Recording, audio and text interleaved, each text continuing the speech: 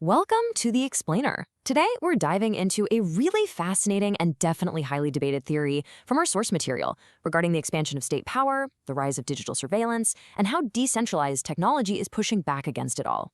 Let's jump right in. Picture this. You wake up one morning, look out your window, and see a construction crew actively building a cyclone fence with razor wire right around your house. Now, do you just sit there and wait until they've locked the gate to ask what's going on, or do you object while it's still being built? The source material uses this striking analogy to describe what's quietly happening globally with modern digital surveillance networks. It's framed as the stealthy construction of a digital prison. Here's our roadmap for today. We're going to cover the digital surveillance state, unpack the Fabian strategy, look at death by 1,000 cuts, explore corporatism and state power, check out technology as a counterbalance, and finally, wrap up with Australia's cultural divide. Section 1. The digital surveillance state. So when we look at automated tracking systems, things like the ULEZ cameras in London or flock safety cameras in the US and Australia, a pretty massive concern emerges from the interview. It's claimed that roughly 1/3 of the alerts generated by these automated cameras are completely false. They're misreading plates or just misidentifying people entirely. And the argument here is that instead of improving law and order, tracking every single citizen to find a few criminals just generates an absolute avalanche of paperwork. To the critics, this constitutes unwarranted state stalking. Which brings us to a really interesting modern response. Enter the UK Blade Runners. These are citizens who are organically and completely decentrally dismantling and disabling ULEZ emission cameras in London.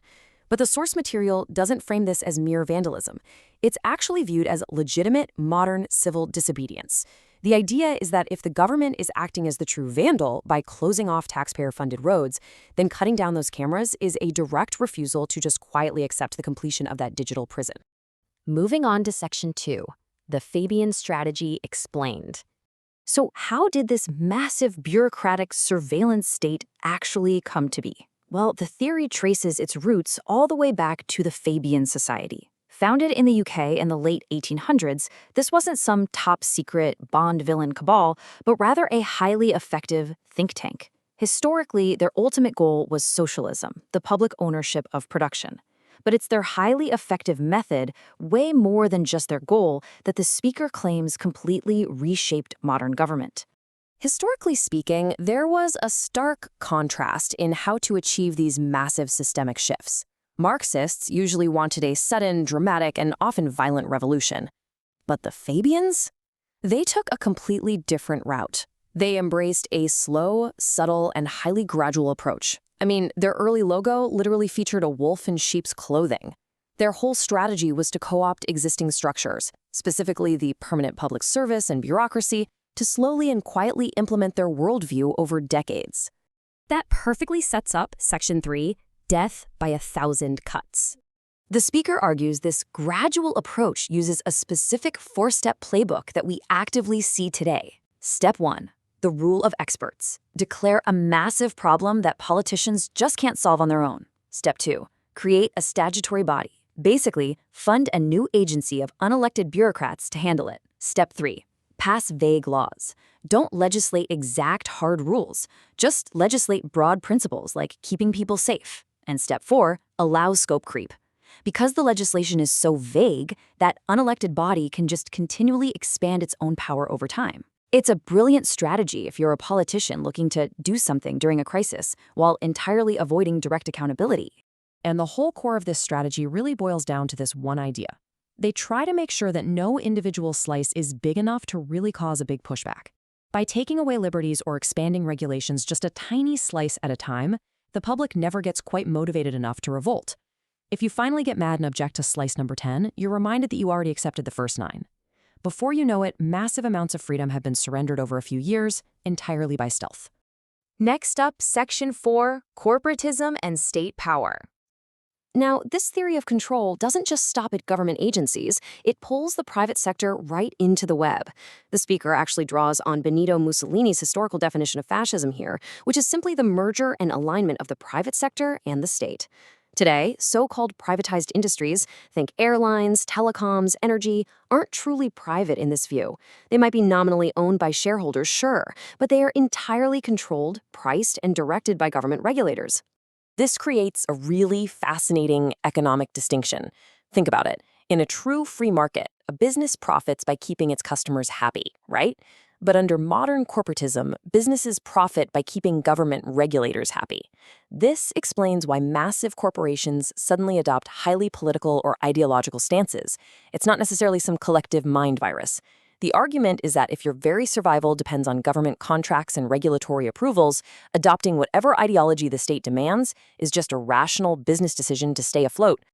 Which brings us to Section 5, Technology as a Counterbalance. But here's the twist. This centralized control isn't invincible.